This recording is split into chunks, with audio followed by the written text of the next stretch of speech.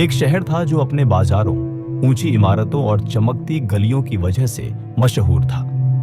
लोग दूर दूर से उस शहर में कारोबार करने आते थे। दिन में गली कूचे भीड़ से भरे रहते और रात में दियों की रोशनी शहर को जगमगा देती। उसी शहर के एक कोने में एक औरत रहती थी।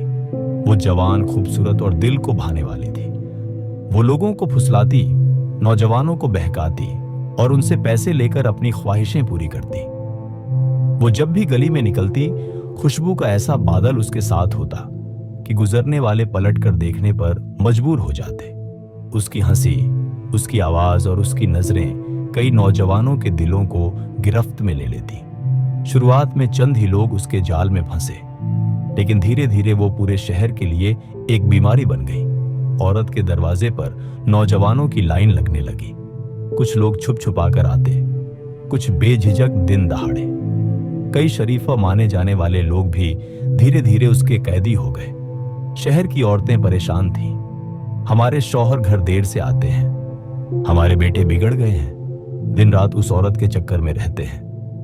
ये औरत पूरे शहर के लिए फितना है। लेकिन औरत को परवाह न थी। उसका माल दौलत बढ़ता जा रहा था।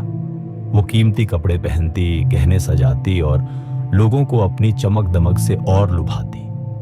जब रात गहरी हो जाती और सब दरवाजे बंद हो जाते, तो वो औरत आईने के सामने बैठती। उसके दिल में एक आवाज उठती, ये सब कब तक? अगर ये हुस्न ढल गया तो क्या होगा? अगर लोग मुझे छोड़ गए तो? वो पल भर के लिए डर जाती, मगर अगली सुबह फिर वही खेल शुरू हो जाता। एक दिन शहर का एक बुजुर्ग उस गली से गुजरा। उसने देखा कि औरत अपने दरवाजे पर खड़ी है और नौजवानों को बुला रही है। बुजुर्ग रुक गया और बोला, बेटी, ऊपर वाले की जमीन पर फितना मत फैलाओ। ये हुस्न हमेशा साथ नहीं देगा। जो आज तुझे देखकर दीवाने हैं, कल तुझे भूल जाएंगे। वक्त बड़ा जालिम है। औरत हंस पड़ी, बाबा, आप अपने रास्ते जाइए। मेरे पास सब कुछ है, न कमी है न फिक्र। मुझे किसी की नसीहत की जरूरत नहीं। बुजुर्ग ने अफसोस से सिर हिलाया और कहा, याद रखना, ऊपर वाले की पकड़ बड़ी सख्त है।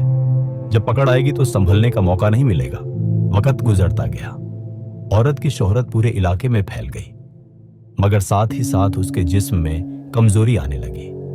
कभी खांसी होती, कभी बुखार, कभी बदन में दर्द। शुरुआत में उसने नजरअंदाज किया, यह तो मामूली बीमारी है, दवा खा लूंगी तो ठीक हो जाऊंगी। मगर वक्त के साथ ये बीमारी बढ़ती गई। उसका रंग पीला पड़ गया। चेहरा जिस पर कभी रोशनी छलकती थी, अब मुरझाने लगा। जब उसकी बीमारी लंबी हो गई, तो वो नौजवान जो कभी उसके दरवाजे पर लाइन लगाते थे, एक एक करके गायब हो गए।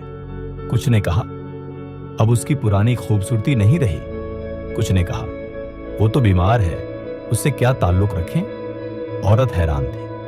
जिन पर मैंने सब कुछ लुटा दिया, वही आज मुंह फेर गए। उसके पास दौलत तो थी, लेकिन साथ देने वाला कोई न था।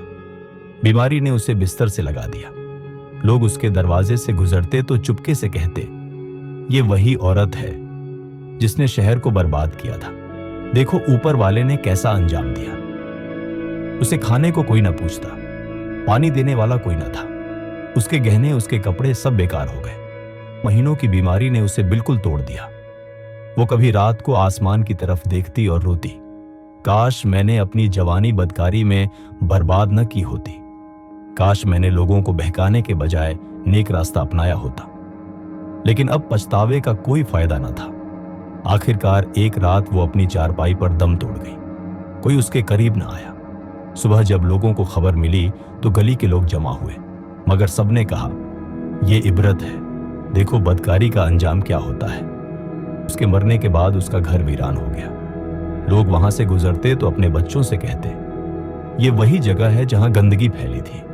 देखो ऊपर वाले ने कैसे पकड़ लिया। शहर के नौजवानों ने सब कर लिया। कई लोगों ने तौबा की। कई घरों में फिर से सुकून लौट आया। सबका हुस्न और जवानी हमेशा नहीं रहते। गुनाह जितना भी रंगीन लगे, अंजाम में सिर्फ जिल्लत है। ऊपर वाले की पकड़ सख्त है। जो उसके कानून को तोड़ेगा वो बच नहीं सकता। दौलत, गहने और शोहरत बीमारी और मौत के वक्त किसी काम नहीं आते।